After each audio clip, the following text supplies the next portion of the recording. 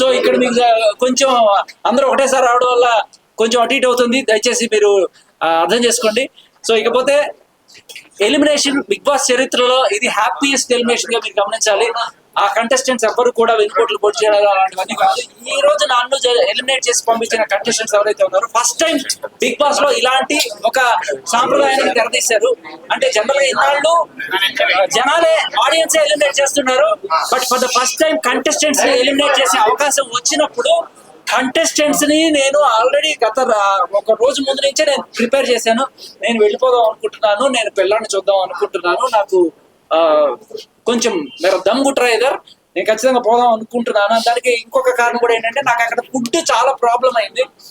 ఒకే ఒక వెజిటేరియన్ మొత్తం నేను అక్కడ అందరూ కూడా ఎగ్ లేకపోతే చికెన్ మటన్ ఇవన్నీ తీసి సరిపెట్టుకున్నారు, కానీ నాకు చాలా ప్రాబ్లం అయిపోయి ఎంత ప్రాబ్లం అయిందంటే వాళ్ళు ఆఖరికి ఆ ప్రోటీన్ పౌడర్ కూడా తీసుకెళ్ళిపోయారు. సో ఏ సోర్స్ లేకుండా నాకు ఆల్మోస్ట్ 2-3 రోజులుగా రోజు పొద్దున లేవగానే చక్కెర రావడం ఇవన్నీ కూడా అవుతుండే. సో నేను 2-3 సార్లు రిక్వెస్ట్ కూడా చేశాను, అది కొంచెం ఆ ఫుడ్ ప్రాబ్లం వల్ల. ఇంకొకటి ఏంటంటే ఇక బిడ్డను చూసుకోవాలనే ఆత్రంలో నేనే అందరినీ అడిగి వాళ్ళు ప్రేమతో బిగ్ బాస్ చరిత్రలో ప్రేమతో చేసిన ఎలిమినేషన్ ఎవరిని కూడా నేను తప్పు పట్టట్లేదు. కంటెస్టెంట్స్ అందరూ కూడా నన్ను ప్రేమతోనే పంపించారు. అండ్ మేబీ హూ నోస్ మళ్ళీ రాసి పెట్టుంటే ఇంకోసారి అందాం, అంతే. తెలీదండి.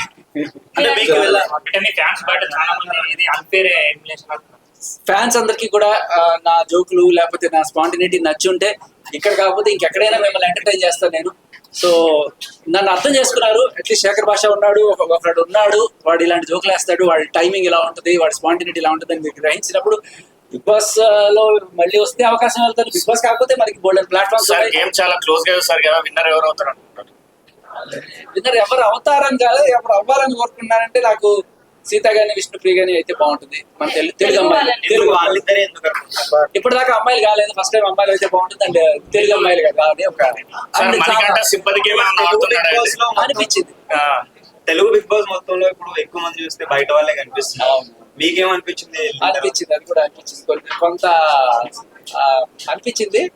బట్ అంటే ఒకసారి వాళ్ళు వాళ్ళ ఊరు దాటి మన దగ్గరికి వచ్చి మనతో ఉంటున్నప్పుడు వాళ్ళు మన వాళ్ళు కానీ పరిగణించాలి.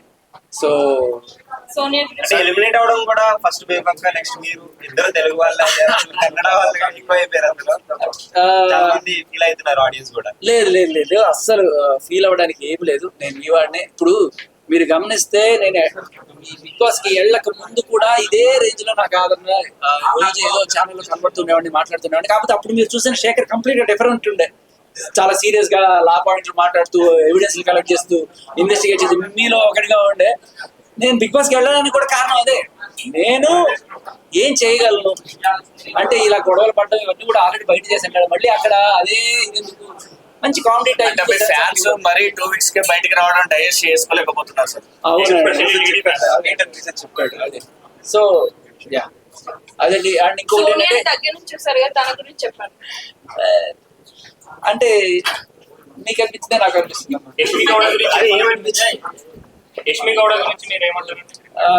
సోనియా కొంచెం టాప్ స్కేల్ లో ఉంది, యష్మి కొంచెం నెక్స్ట్ ర్యాంక్ లో వస్తుంది. అంటే యష్మి నేను పక్క నుండి చూస్తుంటాను కదా, మాట్లాడుతుంటాం స్ట్రాటజీస్ గురించి. ఎందుకు అలా చేస్తున్నాం అంటే లేదు మన టీం ఇలాగే చేయాలి అని చెప్పి కళ్ళ ముందు కనబడుతున్నా కూడా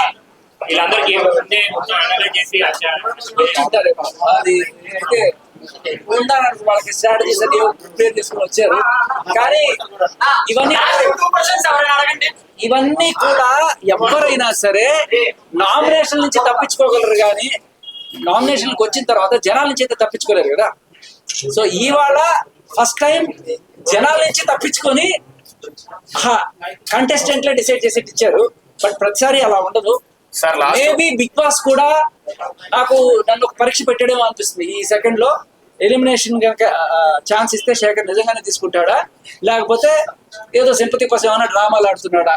హౌస్ మేట్స్ దగ్గర అందరి దగ్గర చెప్పాడు కదా, మేబీ మీకు చూపించుండకపోవచ్చు ఫుటేజ్, మేబీ ఆయన చూస్తే దొరుకుతుంది. చాలా మంది ముందుగా చెప్పి ఒకవేళ ఎలిమినేషన్ లో ఏదన్నా కూడా ఛాన్స్ వస్తే నాకు పంపించండి, నేను వెళ్ళి బిడ్డను చూద్దాం అనుకుంటున్నాను అన్నప్పుడు వాళ్ళు ఒక టెస్ట్ చేసి ఉంటారు, వీడి నిజం చెప్పారా లేకపోతే వీడి ఇది చూద్దాం అని చెప్పి వాళ్ళు బిగ్ బాస్ వాళ్ళే పెట్టిన పరీక్షగా మనం ఇది కూడా అనుకోవచ్చు. సో ఆ పరీక్షలో నేను అదే మాట మీద ఉన్నాను. నేను అడిగాను జనాలందరినీ కూడా సార్ నేను స్టేజ్ పైన నాగార్జున స్టేజ్ పైన నాగార్జున గారు మీకు బాబు పుట్టారని చెప్పారు కదా, అప్పుడు మీ లోపల మీ ఇన్నర్ ఫీలింగ్ ఎలా ఉంటుంది సార్? అండ్ ఇలా లైవ్ గా చూసినప్పుడు ఎలా? ఓ మై డాడీ నే విన్నా ఓ తీయంది వార్త. నా ఫీలింగ్ ఒకటే చెప్తా, ఎవరికైనా డాక్టర్ నర్సు వచ్చి బాబు బయట పుట్టారు నాకు కింగ్ నాగార్జున గారు చెప్పారంటే ఆనర్. సో వైద్య చెప్పలేమ్మా, నాకు కలిసి చెప్పగా సీతా కృష్ణ అయితే బాగుంటుంది. నెక్స్ట్ సార్ బిగ్ బాస్ కి వెళ్ళాక నేర్చుకున్నారు, మీరు ఏం నేర్చుకున్నారు సార్?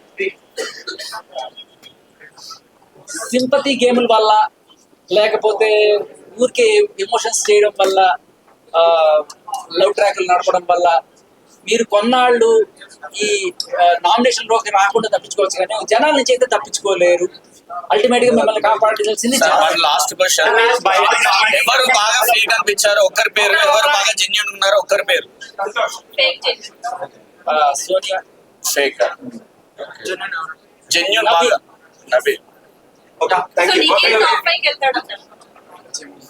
అంటే మణికంఠ గురించి ఒక మాట చెప్పండి సార్. సార్ మణికంఠ అన్నారు, కానీ తర్వాత 2-3 రోజులు బాగా సార్ మణికంఠ గురించి ఒక మాట చెప్పండి. అదే మణికంఠ 3 స్వింగ్లు ఉంటే నీకే 7 స్వింగ్లు ఉన్నాయి. సో మొత్తం కలిపి 10 స్వింగ్లు. మిత్రులందరికీ కూడా, మీడియా మిత్రులందరికీ కూడా చాలా చాలా పెద్ద థ్యాంక్స్. మీ అందరికీ నేను రుణపడి ఉన్నాను. అసలు బిగ్ బాస్ వెళ్ళక ముందు మీరందరూ కూడా నన్ను మీ ఛానల్స్ కి పిలిచి ఇంటర్వ్యూలు చేసి